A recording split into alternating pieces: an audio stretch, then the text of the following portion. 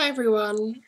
Now, for those of you who have frequented my new website, fearblandness.com, you would know that I've recently written a blog post about the terrible, terrible books that are 50 Shades of Grey.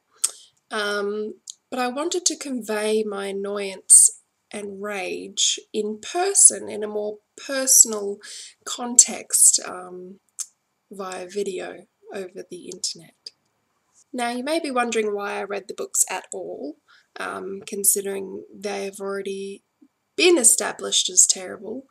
However, I like to read these things or watch these movies or experience these atrocities before I critique them, because I have terrible taste in mostly everything, so I'm worried that I might be missing out on something I truly love because everyone else hates it. But in this case, it was truly terrible. I've read all three books in the trilogy or whatever it is. I don't even know if there's going to be any more. And the characters and themes and writing style and basically everything rubbed me up the wrong way, no pun intended. The theme of the book was basically it's sexy and romantic to find a jealous, abusive guy that will control everything you do. Now, I'm not going to talk about the sex part of it because that was actually pretty boring and nothing new to the field, but yeah, just the blatant advocacy for abusive, emotional, psychological, social, and physical relationship blew my mind. The main character, Christian Grey, which is a brilliant name, he refuses to let his girlfriend or wife or whatever she is at whatever stage in the book, he has to give her permission to wear certain clothes. They went on holiday and she wasn't allowed to sunbake topless because he was jealous of other guys looking.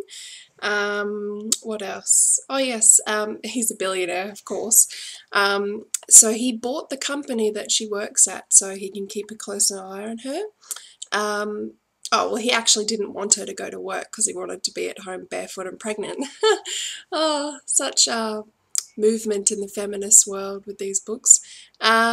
What else? Oh yeah, he threatens to physically abuse her. He never does, but threatening is just the same as abuse. What else is there? Oh yeah, he doesn't let her hang out with her male friends because he's insanely jealous and controlling. Yeah, so basically everything that everyone tells you not to look for in a guy is what Christian Grey is and what this author is making out to be the sexiest, most romantic relationship you can ever be in. And you know what's sad, but actually mostly worrying, is that women are lapping this up as the newest, greatest book to ever come out. I grieve for these women because the writing style in these books are ridiculous. I actually laughed quite a few times, not because the book was funny, but because of how badly written it is. Just a clue, it started off as fan fiction for Twilight, so I'll let you make your own connections there as to the style and quality of writing. Furthermore, the other main character, Anastasia Steele, which is another brilliant name, she is 21, virgin, very inexperienced, blah blah blah, all that fantasy boring stuff. She's meant to be clever and feisty and all of that, but I see her very much like Bella Swan from the Twilight series. Very bland, boring, something that you can project your own personality onto if you really wanted. She's meant to be clever and smart and stuff like that, yet she struggles with emails and starting up computers, and she becomes pregnant and questions whether she's allowed to drink alcohol or not, which just actually made me physically facepalm while I was reading the books, because anyone with half a brain knows that you do not drink while you're pregnant.